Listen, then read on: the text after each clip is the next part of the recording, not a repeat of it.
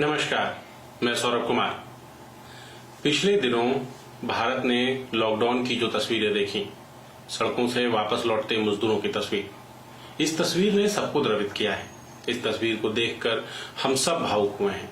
मगर इन तस्वीरों के आगे क्या? भारत ने लॉकडाउन में जो सबसे बड़ी चीज देखी है कि बड़ी संख्या में शहरों में काम करने के लिए गए हुए मजदूर लौटकर अपने गांव की तरफ वापस आए हैं, लौटकर अपने गृह राज्यों की तरफ वापस आए हैं। इनमें से कई मजदूर कैमरे पर यह कहते हुए सुने गए हैं कि अब नमक रोटी खा लेंगे, लेकिन कभी लौटकर शहर नहीं जाएंगे। ये क्या है? क्या ये हमारे देश के लिए एक चुनौती है, या हम इस चुनौती को अवसर में भी बदल सकते हैं? इसी विषय में आज के वीडियो में हम बात करेंगे। आज के वीडियो में हम बात करेंगे कि किस तरह ये रिवर्स माइग्रेशन इंडिया के लिए वरदान साबित हो सकता है, हमारे लिए, भारत के लिए वरदान साबित हो सकता है। आज भारत की 2011 की जनगणना के मुताबिक देश की लगभग 70% आबादी आज भी गांव में रहती है, मगर देश की रेवेन्यू में, देश की कमाई में उसका हिस्सा मात्र 46% के करीब है। इसका कारण क्या है? इसका कारण यह है कि गांव की बड़ी आबादी आज भी या तो कृषि पे बेस्ड है या तो मनरेगा जैसे कार्यक्रमों पर। और मनरेगा को एक बहुत बड़ा जंप माना जाता है कि मनरेगा ने गांव में रोजगार पहुंचाया है, लेकिन आप अगर वास्तविकता को देखिए, आंकड़ों को देखिए, तो मनरेगा ने क्या किया? मनरेगा का एकमात्र पर्पस था एम्प्लॉयमेंट देना, ना कि उनकी प्रोडक्टिविटी को बढ़ाना। इसके कारण जब आप आंकड़े देखेंगे तो ये बेरोजगारी के जो आंकड़े हैं, ये लिस्ट आपके सामने है। आप देखेंगे कि 2005 में लागू होने के बाद, 2005 में मनरेगा लागू होने के बाद एग्रीकल्चर के क्षेत्र में जो ग्रोथ है उसमें माइनस में गया वो विकास, -2.04%। जबकि आप देखेंगे कि कंस्ट्रक्शन के क्षेत्र में ड्रामेटिक वृद्धि हुई है, 12.09% बढ़ गया। इसका मतलब क्या है? इसका मतलब ये निकल के आ रहा है कि लोग कृषि छोड़ के, जो उपजाऊ काम कर रहे थे, जो प्रोडक्शन का काम कर रहे थे, उसको छोड़ के वो कंस्ट्रक्शन की काम की तरफ मुड़ गए, क्योंकि मनरेगा पूरी तरीके से कंस्ट्रक्शन पे फोकस्ड था। इसके कारण एक क्षेत्र में तो गांव वालों को रोजगार मिला, मगर जो गांव की विशेषता है, जो गांव की विशेषता है कि वो कुछ प्रोड्यूस करते हैं, वो खत्म हो गई। अभी भी सरकार ने जब पैकेज की घोषणा की तो सरकार ने 40,000 करोड़ रुपए मनरेगा को अलग से दिए हैं। मनरेगा के ये पैसे कुछ समय के लिए गांव वालों को रोजगार दे सकते हैं, मगर लॉन्ग रन में, लंबी दौड़ में किसी काम के साबित होते नहीं दिखते, इनका कोई सीधा फायदा नहीं मिलता। तो क्या यहां से आगे का रास्ता क्या हो? यहां से आगे के रास्ते को जानने के लिए, फ्यूचर को बेहतर समझने के लिए हमें पास्ट में जाने की जरूरत है, हमें पीछे जाने की जरूरत है। इस लिस्ट को देखिए। ये लिस्ट बताती है कि पहली सेंचुरी से लेकर आज तक भारत का दुनिया की जीडीपी में कितना योगदान रहा है। ये हमारे विकास की यात्रा है। अब इन आंकड़ों को आप देखिए। आप देखेंगे कि पहले हम विश्व की कुल जीडीपी का 32% तक योगदान कर रहे थे, मगर धीरे धीरे वो घटता चला गया, और वो घटते घटते आज 4.05% तक पहुंच गया है। मगर इस सफर का पैटर्न क्या है? इस सफर का पैटर्न है कि जब तक हमारी व्यवस्थाएं हमारे सामाजिक रीतियों के हिसाब से चल रही थी, हमारे अरेंजमेंट के हिसाब से चल रही थी, तब तक हम विश्व को लीड कर रहे थे, हम विश्व को आगे लाके जा रहे थे। मगर जैसे ही वेस्टर्नाइजेशन का दौर शुरू होता है, जैसे ही इन्वेजन्स का दौर शुरू होता है, बाहरी लोग जो यहाँ की संस्कृति को नहीं समझते, यहाँ की व्यवस्थाओं को नहीं समझते, वो भारत में आने लगते हैं। भारत की जीडीपी की ग्रोथ रेट गिरने लगती है, भारत का हिस्सेदारी गिरने लगती है। आजादी के बाद क्या होना चाहिए? जब हम में से कोई भी अंग्रेजों के अत्याचार की बातें सुनते हैं, अंग्रेजों के शोषण की बातें सुनते हैं, तो हम यही सोचते हैं कि अंग्रेजों के जाने के बाद तो भारत की जीडीपी और तेजी से बढ़नी चाहिए, भारत का विकास और तेजी से होना चाहिए। मगर ये वास्तविकता नहीं है। आप इस चार्ट को देखेंगे तो आप देखेंगे 1950 के बाद का जो समय है, वहां पे हमारा ग्रोथ नेगेटिव में चला गया, -1.794। ये क्यों? ये हुआ क्योंकि हम आजाद तो हो गए, मगर हमने अपनी सोच को आजाद नहीं किया। आजादी का मतलब यही था कि हम वापस भारत की संस्कृति को जिंदा कर सकें, भारत के तौर तरीकों को जिंदा कर सकें। मगर आजादी के बाद हम पहले से ज्यादा अंग्रेज हो गए और इसी कारण फैक्ट्रियां स्टैब्लिश करने पे जोर दिया गया, बड़े बड़े प्रोजेक्ट्स बनाने पे जोर दिया गया। मगर गांव की जो इकोनॉमी थी, जो गांव पूरी तरीके से इंडिपेंडेंट इकोनॉमी की तरफ प्रोड्यूस करते थे, वो घट गया। उसके ऊपर हमने ध्यान नहीं दिया। गांव में रोजगार का मात्र एक साधन बच गया, कृषि। और कृषि पर लोगों की डिपेंडेंसी इतने ज्यादा होने लगी कि वो सबका पेट भरने में सक्षम नहीं रह गई। मतलब देश का तो पेट भर रही है, मगर जो किसान फसल उपजा रहा था उसका पेट भरने में वो सफल नहीं रही। इसी कारण क्या हुआ, आज अगर गांव में कोई भी कुछ सीख जाता है, गांव का कोई बच्चा अगर कोई डिप्लोमा डिग्री ले लेता है, उसके बाद वो गांव में काम करना नहीं चाहता, वो काम करने के लिए बड़े शहरों की तरफ जाता है। क्यों? क्योंकि बड़े शहर में उसे अवसर नजर आते हैं, वो अवसर उसे गांव में नहीं दिखते।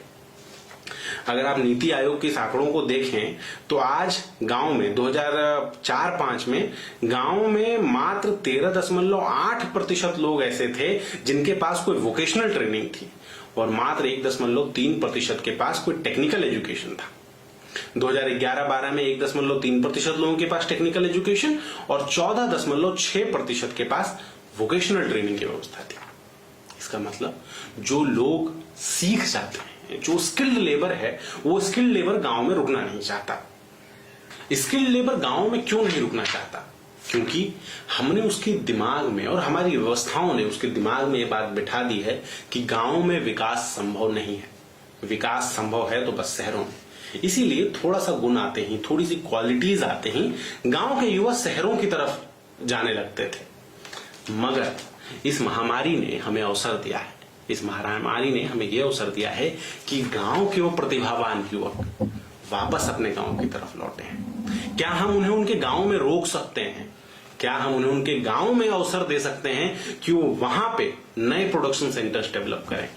क्या हम उन्हें इस चीज के लिए अवसर दे सकते हैं कि गांव में छोटी छोटी इंडस्ट्रीज शुरू हो? अगर आप हमारी व्यवस्था को देखें तो पहले गांव की व्यवस्था यही थी। गांव में वोकेशनल ट्रेनिंग की अलग से कोई व्यवस्था नहीं थी, मगर गांव के युवा अपने परिवार से विरासत में मिले पैसे में इतने पारंगत होते थे कि उन्हें किसी और रोजगार के अवसर तलाशने की आवश्यकता नहीं होती थी। हर गांव में आपको एक लोहार भी मिल जाता, आपको बढ़ई भी मिल जाते, आपको काम करने वाले मजदूर भी मिलते, आपको कृषक भी मिलते और उसी उपज से कपड़े बनाने वाले, जूट की चीजें बनाने वाले, इस तरह की लोग भी मिलते थे। मगर क्योंकि हमने गांव में इस तरह की प्रोडक्शन हाउसेस डालने के ऊपर जोर नहीं दिया, इसीलिए गांव की वो कलाएं भी धीरे धीरे मरती गई और जो नई कलाएं विश्व में आ रही वो भी गांव तक नहीं पहुंच पाई। अब सरकार अगर ये कर सके, अगर हम गांव में वापस लौटे युवाओं को ये अवसर दे सकें कि वो गांव के संसाधनों का इस्तेमाल करके कुछ नया बनाने की, कुछ नया सृजन करने की। क्योंकि देखिए, आप इस चीज को समझिए कि जो सर्विस सेक्टर है वो वैल्यू एडिशन कर सकता है, वो किसी चीज की कीमत में वैल्यू, मगर वो सीड नहीं कर सकता, वो कुछ प्रोड्यूस नहीं कर सकता। प्रोड्यूस करने के लिए आपको इंफ्रास्ट्रक्चर में जाना होगा, आपको खेती किसानी में जाना होगा, आपको छोटी इंडस्ट्रीज की तरफ जाना होगा। अगर ये इंडस्ट्रीज गांव में बनती है, अगर हम गांव को, युवाओं को सरकार लोन्स देती है, वो लोन्स लंबे समय के लिए देती है, ना कि 3 या 4 साल के बाद वो लोन चुकाने की उनके ऊपर दबाव हो, पीरियड कम से कम 10 से 12 साल का हो। तो इससे क्या होगा, गांव के युवा जो स्किल्ड लेबर्स हैं, जो शहरों से काम सीख के आए हैं, वो अपने गांव के साथी लोगों को सिखाएंगे, गांव के युवाओं को सिखाएंगे और वहां से एक नया इकोनॉमिक स्टैंड हम खड़ा कर सकते हैं, एक नया इकोनॉमिक मॉडल खड़ा कर सकते हैं, जिस इकोनॉमिक मॉडल में प्रोडक्शन सेंट्रलाइज्ड नहीं होगा, प्रोडक्शन किसी एक फैक्ट्री के नीचे नहीं हो रहा होगा, प्रोडक्शन हो रहा होगा छोटे छोटे हिस्सों। जो 10,000 शर्ट्स पहले एक कंपनी बनाती थी, वो अब 100 कंपनियां हजार शर्ट्स अगर बनाएंगे तो इससे क्या होगा, रेवेन्यू का डिस्ट्रीब्यूशन प्रॉपर होगा, उसी लाभ में ज्यादा लोगों को हिस्सा मिल पाएगा, गांव के लोगों को हिस्सा मिल पाएगा और इससे भारत की इकोनॉमी बूम करेगी। क्योंकि भारत किसी और देश के मॉडल पर चलकर, किसी और देश के रास्ते पर चलकर विकास नहीं कर सकता। इस बात को हमें समझ लेना होगा। 1947 के बाद हम लगातार कोशिश कर रहे हैं कि हम किसी और के दिखाए रास्ते पर चलकर उन्नति कर लें, मगर अब 70 सालों के बाद हमें समझना चाहिए कि ये तरीका काम नहीं कर रहा है। अब जब मैं इसकी बात करता हूं तो आप कहेंगे कि तो क्या किया जाए, बड़ी इंडस्ट्रीज को खत्म कर दिया जाए, उनको लेबर्स नहीं मिल पाएंगे। देखिए, ये जरूरी नहीं है कि एक व्यवस्था के आने के लिए दूसरी व्यवस्था को खत्म होना पड़े। दो व्यवस्थाएं, दो पैरेलल व्यवस्थाएं साथ में भी विकसित की जा सकती है। ये सही बात है कि हर वो मजदूर जो गांव वापस आया है, ऐसा नहीं वो लौटना नहीं चाहेगा, कुछ लोग लौटेंगे भी और बड़ी संख्या में लोग लौटेंगे। मगर अगर हम उन 10% स्किल्ड लेबर्स को भी इस चीज के लिए तैयार करें कि वो वापस शहरों की तरफ ना जाकर अपने गांव में रोजगार के नए अवसर सृजित करें, अपने गांव में इंडस्ट्रीज डेवलप करें, तो हम इस रिवर्स माइग्रेशन का फायदा ले सकते हैं, हम इस रिवर्स माइग्रेशन का लाभ ले सकते हैं। और अभी लॉकडाउन ने, ये कोरोना की इस महामारी ने हमें एक ये बड़ा अवसर दिया है। उसने गांव की प्रतिभा को वापस गांव में लेकर आया है। इस प्रतिभा का कितनी सही तरीके से हम इस्तेमाल कर सकते हैं, इस प्रतिभा का कितने प्रभावी तरीके से हम इस्तेमाल कर सकते हैं, ये अब पूरी तरीके से हमारे ऊपर है, देश की सरकार के ऊपर है। इसमें आपका योगदान क्या होगा? सरकार को जो करना है, सरकार को नीतियां बनाना है, सरकार तो वो नीतियां बनाएगी ही, लेकिन आप एक प्रयास आप अपने व्यक्तिगत स्तर पर कीजिए कि अपने गांव में, जिस गांव से आप आए हैं, उस गांव में किसी एक व्यक्ति को इस चीज के लिए प्रोत्साहित कीजिए कि अपने गांव में कोई छोटी इंडस्ट्री डाले।